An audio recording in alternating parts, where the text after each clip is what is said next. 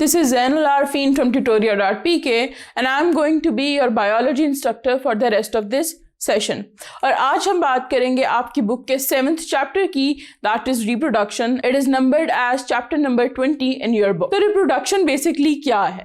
The ability of an organism to produce new offsprings of its own type is called reproduction. Reproduction जो है वो हर living organism की एक ability है, एक कैरेक्टरिस्टिक्स है कि हम लिविंग ऑर्गेनिजम्स को जब भी क्लासिफाई कर रहे होते हैं तो हम ये मेन बात कहते हैं कि उसके अंदर रिप्रोडक्शन की एबिलिटी होनी चाहिए।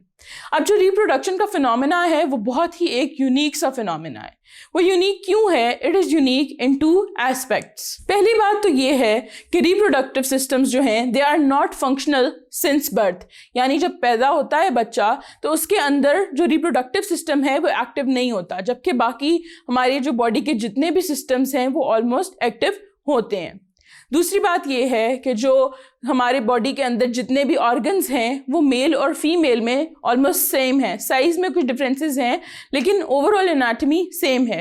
लेकिन जो रिप्रोडक्टिव सिस्टम के ऑर्गन्स हैं वो मेल और फीमेल में सिग्निफिकेंटली डिफरेंट हैं एक दूसरे से। अब रिप्रोडक्टिव सिस्टम में हमारे पास 2 मेजर रिप्रोडक्टिव सिस्टम्स हैं जो हम डिस्कस करेंगे। The first one is male reproductive system. अब मेल रिप्रोडक्टिव सिस्टम जो है उसके मल्टीपल पार्ट्स हैं। सबसे पहला जो चीज़ है that we are going to discuss is gonads. अब गोनाड्स में सबसे इंपॉर्टेंट चीज़ क्या आ जाती है? वो आ जाते हैं टेस्टीज, यानी वो ग्लैंड्स जो कि स्पर्म्स को प्रोड्यूस करते हैं।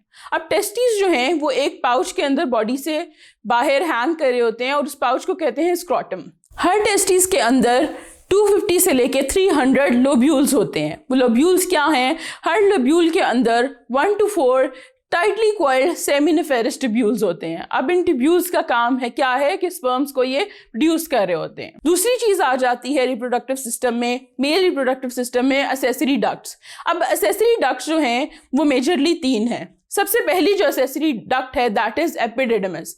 एपिडिडमिस जो है वो कॉइल्ड अराउंड होती है टेस्टीज के और वो सबसे पहले इन कांटेक्ट आती है विद स्पर्म्स। वहां से एपिडिडमिस जो है आगे नेक्स्ट जिस चीज में खुलती है या जिस डक्ट में खुलती है उसे हम कहते हैं वास डिफरेंस।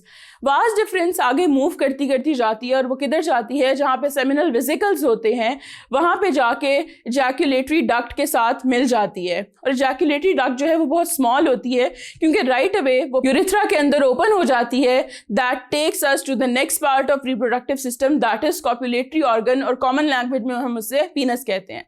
अब कॉपुलेटरी ऑर्गन का काम ये है कि उसने डिपॉजिट करना होता है स्पर्म्स को एक फीमेल के अंदर। अब ये जो कॉपुलेटरी ऑर्गन है, ये पीनस, ये सब टिश्यूज से मिलकर बना होता है। वो टिश्यूज क्या होते हैं? वो इस तरह से स्ट्रक्चर्ड होते हैं कि जब उनमें ब्लड फ्लो ज्यादा होता है तो वो एक इरेक्शन प्रोड्यूस कर सकते। फिर एसेसरी ग्लैंड्स आ जाते हैं। एसेसरी ग्लैंड में हमारे पास क्या है? हमारे पास सेमिनल वेसिकल्स हैं जो कि एक्चुअली सीमन प्रोड्यूस कर रहा होता है। Then we have prostate gland और तीसरा वी हैव बल्बोइथरल ग्लैंड्स। अब ये तीनों ग्लैंड जो हैं ये मिलजुल के जो हार्मोनल कंट्रोल है और सिक्रीशंस हैं उसमें अपने फंक्शंस परफॉर्म कर रहे होते हैं। फिर जो मेल रिप्रोडक्टिव सिस्टम है उसका जो ओवरऑल फंक्शन है वो फंक्शन है स्पर्मेटोजेनेसिस, यानी कि जनरेशन ऑफ स्पर्म्स, ताकि जो जेनेटिक इंफॉर्मेशन है वो एक इंडिविजुअल से एक अलग न्यू इंडिविजुअल में ट्रांसफ़र की जा सके। जो मेल रिप्रोडक्टिव सिस्टम है वो एक टाइट हार्मोनल कंट्रोल के अंदर है। अब वो हार्मोनल कंट्रोल काम कैसे करता है? तो सबसे पहले जो जनरेशन या सिग्नल जनरेट होता है वो हाइपोथैलेमस से जनरेट होता है और वो क्या करता है? गोनाडोट्रोपिन रिलीजिंग हार्मोन जो है वो वहाँ से रिलीज होता है। अब वो हार्मोन क्या करता है? वो पिट्यूटरी ग्लैंड को स्टिमुलेट करता है। जब पिट्यूटरी ग्लैंड जो है वो स्टिमुलेट होता है तो वो 2 हार्मोन्स बनाता है। The first one is follicle stimulating hormone, that is abbreviated as FSH, and then we have luteinizing hormone that is abbreviated as LH। अब luteinizing हार्मोन जो है वो इंटरस्टिशियल सेल्स पे एक्ट करता है, जबकि जो फॉलिकल स्टिमुलेटिंग हार्मोन है वो सेमिनिफेरस ट्यूब्यूल्स पे एक्ट कर रहा होता है। अब इनके आगे फर्दर 2 फंक्शंस हैं। पहले तो ये कि जो luteinizing हार्मोन है वो क्या करता है? वो टेस्टोस्टेरोन प्रोड्यूस करता है। अब टेस्टोस्टेरोन का मेजर काम क्या है? डेवलपमेंट ऑफ रिप्रोडक्टिव ऑर्गन्स और जो सेकेंडरी सेक्सुअल कैरेक्टरिस्टिक्स है उनको डेवलप करना। टेस्टोस्टेरोन का एक नेगेटिव फीडबैक है और एक पॉजिटिव फीडबैक है। नेगेटिव फीडबैक जो है वो गोनाडोट्रोपिन रिलीजिंग हार्मोन के ऊपर है और दूसरा पिट्यूटरी ग्लैंड के ऊपर है, जबकि जो पॉजिटिव इफेक्ट है वो होता है स्पर्मेटोजेनेसिस के ऊपर।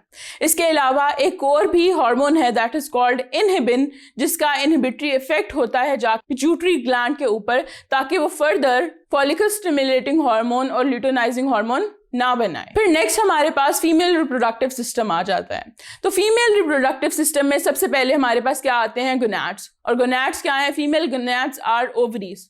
ओवरीज क्या हैं, ये वो a pair of ovaries is present in every female, और ये क्या करते हैं कि इन्होंने ओवा यानी एग जो है उसको रिलीज करना होता है और उसके साथ साथ ये कुछ हॉर्मोन्स भी प्रोड्यूस कर रहे होते हैं। ये जो ओवरीज हैं इनके अंदर क्या होते हैं, ओवेरियन फॉलिकल्स होते हैं जो कि इमेच्योर होते हैं, और यही इमेच्योर फॉलिकल्स जो हैं ये जब फर्दर डेवलप होते हैं तो ये एक मैच्योर एग बनाते हैं that is released through oviduct, या फिर हम उन्हें कहते हैं फैलोपियन ट्यूब्स।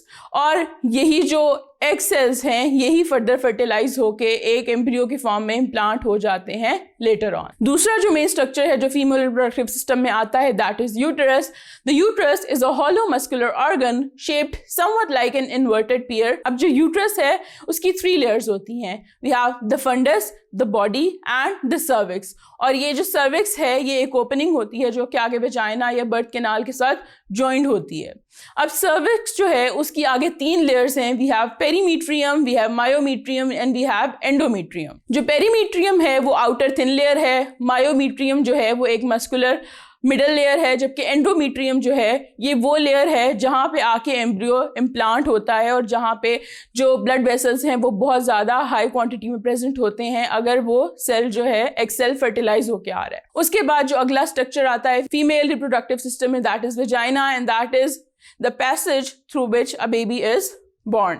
फिर जो फीमेल रिप्रोडक्टिव सिस्टम है वो भी एक हार्मोनल रेगुलेशन के थ्रू चल रहा होता है। डिफरेंट हार्मोन्स हैं जो डिफरेंट साइकिल्स में इंक्रीज और डिक्रीज हो रहे होते हैं। अब उससे पहले हमारे लिए ज़रूरी है कि हम डिफाइन करें कि एक रिप्रोडक्टिव साइकिल होता क्या है। तो the sequence of all reproductive events in female reproductive system is called female reproductive cycle or menstrual cycle. अब ये जो साइकिल है ओवरऑल जो रिप्रोडक्टिव साइकिल है that is divided into 2 cycles. We have ovarian cycle and then we have uterine cycle. अब ovarian और uterine cycle जो हैं वो एक दूसरे के साथ हार्मनी में काम कर रहे होते हैं, यानी साथ साथ चल रहे होते हैं। एक ओवेरियन साइकिल में होने वाले जो इवेंट्स हैं वो इम्पैक्ट कर रहे होते हैं यूट्रीन साइकिल को, तो ये साथ साथ पैरेलल में चल रहे होते हैं। अब जो फीमेल रिप्रोडक्टिव साइकिल है वो डिफरेंट फेजेस में डिवाइडेड है। सबसे पहला जो फेज है दैट इज डे 1 to 5। अब ये जो फेज है हम इसको कहते हैं मेंस्ट्रुअल फेज। इसमें होता क्या है कि जो यूट्रस है वो अपनी सारी की सारी एंडोमीट्रियम जो है उसको शेड कर देता है, यानी कि majority of the tissues are being shed, और वो उसी शेडिंग की वजह से ब्लीडिंग होती है 3 to 5 days अ मंथ। इसके अलावा जो ओवेरियन हार्मोन्स होते हैं वो अपने लोएस्ट लेवल्स पे होते हैं, और इस टाइम पे क्या होता है कि जो गोनाडोट्रोपिन्स हैं वो बढ़ना शुरू हो जाते हैं। फिर नेक्स्ट पार्ट आता है या नेक्स्ट फेज आता है जिसको हम कहते हैं प्रोलिफरेटिव फेज, और ये डे 6 से लेके 14 तक होता है।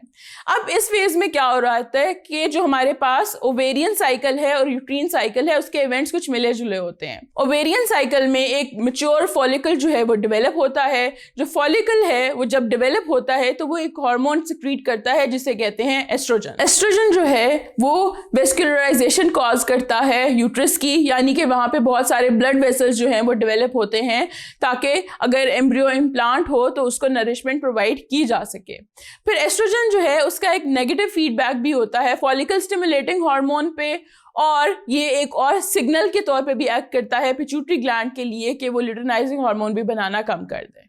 फिर ये होता है कि इस फेज के एंड पे ओव्यूलेशन होती है, that is the process through which an egg is released from the ovary, और वो जो एग है वो अगर फर्टिलाइज हो जाए तो that could result in a successful pregnancy. फिर नेक्स्ट फेज जो है हमारे पास that is secretory phase, that is around 15 to 28 days।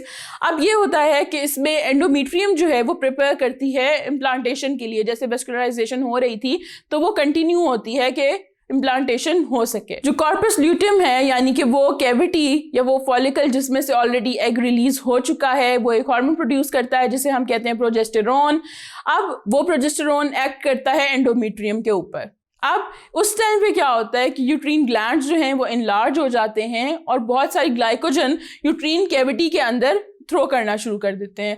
वो क्यों करते हैं? वो इसलिए करते हैं कि अगर एक फर्टिलाइज सेल आ रहा है तो उसको जब तक वो इम्प्लांट नहीं हो जाता, सर्वाइवल के लिए जो न्यूट्रिशन चाहिए वो वहाँ ग्लाइकोजन से मिल जाए। और अगर फर्टिलाइजेशन नहीं हुई तो जो कॉर्पस ल्यूटियम है वो डीजनरेट होना शुरू हो जाता है इसी फेज में। और इसके बाद फिर से साइकिल कंप्लीट होता है कि मेंस्ट्रुएशन वाला फेज आता है और फिर पूरा का पूरा साइकिल रिपीट होता है। That keeps on happening until कोई सक्सेसफुल प्रेगनेंसी हो, तो उसमें फिर नए एक चेंजेस आना शुरू हो जाते हैं और एक नया साइकिल शुरू हो जाता है। फिर जो रिप्रोडक्टिव सिस्टम है उसके कुछ डिसऑर्डर्स भी होते हैं। जो बेसिकली डिसऑर्डर है उसको हम क्या कह रहे होते हैं? Collectively infertility. अब इनफर्टिलिटी को हम डिफाइन नहीं कर सकते प्रिसाइजली क्योंकि बहुत सारी वेरिंग डिग्रीज होती हैं इनफर्टिलिटी की। कुछ जो हैं वो टेम्परेरी होती हैं और कुछ परमानेंट भी हो सकती हैं। लेकिन हम इन शॉर्ट अगर बात करें तो इनफर्टिलिटी जो है that is a failure to achieve pregnancy, यानी कि एक नेचुरल नॉर्मल तरीके से प्रेगनेंसी नहीं अचीव हो रही तो उसको हम इनफर्टिलिटी कहते हैं।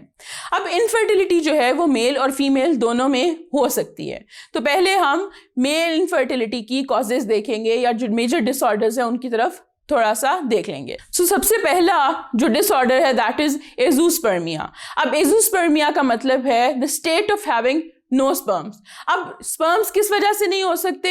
एक तो हो सकता है कि जो स्पर्म डक्ट्स हैं वो ब्लॉक हैं किसी इन्फेक्शन या इंजरी की वजह से, या बाय बर्थ भी कुछ स्ट्रक्चरल डिफेक्ट्स हो सकते हैं जिसकी वजह से ये डक्ट्स ब्लॉक हों। Second disorder is oligospermia. अब ओलिगोस्पर्मिया का मतलब है कि जो स्पर्म काउंट है दैट इज बिलो 20 मिलियन पर ml। नॉर्मल जो काउंट होता है दैट इज अराउंड 40 मिलियन जो कि नॉर्मल कंसिडर किया जाता है। तो anything that is less than 20 million is considered a low count and that can impact the chances of somebody getting pregnant from that sperm से। फिर कुछ डिफॉर्मिटीज हो सकती हैं जिसकी वजह से स्पर्म जो है वो डिजायर्ड लोकेशन तक नहीं पहुंच पा रहा, और they could also be by birth और ड्यूरिंग और because of some other problems as well. फिर ऑटो इम्यून डिसऑर्डर्स भी होते हैं। कुछ लोगों को ऐसा एक डिसऑर्डर हो सकता है कि उनका जो बॉडी का नेचुरल जो इम्यून सिस्टम है वो उनके स्पर्म सेल्स को अटैक करके डिस्ट्रॉय कर देता है, जिसकी वजह से उनके अपने ही sperm cells they could not survive and that can also cause male infertility. फिर जो फीमेल इनफर्टिलिटी है उसकी कॉजेज या उसके प्रॉब्लम्स क्या हैं? सबसे पहला कॉज तो ये है फेलियर टू ओव्यूलेट, यानी कि किसी भी रीजन की वजह से आपकी बॉडी में कुछ चेंजेस आई हैं, कुछ वेट गेन हुआ है, कुछ ज़्यादा लॉस हुआ है, टेंशन, डिप्रेशन और इस तरह की वजह से आपके जो हार्मोन्स हैं वो इम्बैलेंस हो गए हैं, जिसकी वजह से ओव्यूलेशन नहीं हुई and that could result in temporary infertility.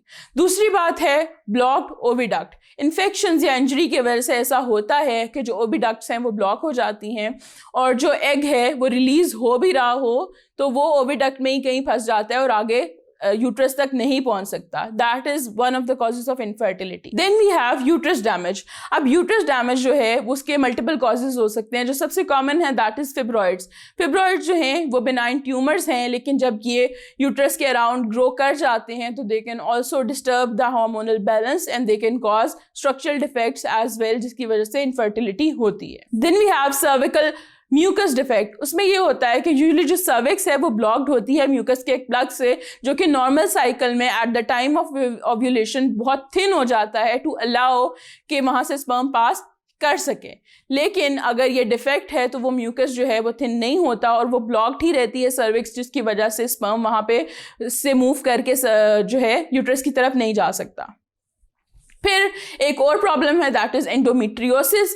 Endometriosis में ये होता है कि जो एंडोमेट्रियम के सेल्स हैं वो एंडोमेट्रियम के अलावा कहीं और जाके ग्रो करना शुरू कर दें, आपके ओवरीज के पास, आपके यूट्रस में, अंदर ऐसी जगह पे, जिसकी वजह से हार्मोनल डिसबैलेंस क्रिएट हो और इनफर्टिलिटी की वजह वो बन सकते हैं। अब जो इनफर्टिलिटी है उसके ट्रीटमेंट्स जो हैं डिफरेंट हैं। सर्जिकल ट्रीटमेंट्स भी हो सकते हैं, हार्मोनल थेरेपी बहुत कॉमन है। उसके अलावा एक एक्सट्रीम स्टेप है जो कि एक फाइनल सोल्यूशन कहा जाता है, जिसे that is in vitro fertilization. अब इन विट्रो फर्टिलाइजेशन का मतलब है कि जो फर्टिलाइजेशन है वो बॉडी से बाहर की जा रही है। इस टेक्निक को टेस्ट ट्यूब बेबी टेक्निक भी कहा जाता है। उसकी रीज़न ये है कि फीमेल से एग्स और मेल से स्पर्म्स लेके उनकी जो फर्टिलाइजेशन है वो एक पीट्री डिश में या एक टेस्ट ट्यूब के अंदर कराई जाती है, जिसकी वजह से इसको टेस्ट ट्यूब बेबी टेक्निक कहा जाता है। तो होता ये है कि फीमेल्स में ओव्यूलेशन इंड्यूस करा के एग सेल्स जो हैं वहाँ से आइसोलेट कर लिए जाते हैं। फिर उस आइसोलेशन के बाद क्या होता है कि जो एक सैंपल है स्पर्म्स का वो प्रोवाइड किया जाता है। फिर आउटसाइड ऑफ द बॉडी उनको फ्यूज़ कराया जाता है, फर्टिलाइजेशन होती है और एम्ब्रियो को डेवलप करा लिया जाता है। जब कुछ 3 से 4 एम्ब्रियोज डेवलप हो जाते हैं तो उन एम्ब्रियोज को फर्दर यूट्रस में जाके आर्टिफिशियली क्या कर देते हैं, इम्प्लांट कर देते हैं। और ये एक से ज़्यादा इसलिए करते हैं कि अगर फॉर एग्जाम्पल एक जो है वो इम्प्लांट नहीं हो सका तो दूसरा या तीसरा इम्प्लांट हो सके और एक सक्सेसफुल प्रेगनेंसी जो है वो अचीव की जा सके। फिर एक और प्रॉब्लम है that is very common with reproductive system, that is a miscarriage. अब मिसकैरेज क्या है? That is the act of giving birth spontaneously to a fetus too premature to survive, usually before the 28th week of pregnancy.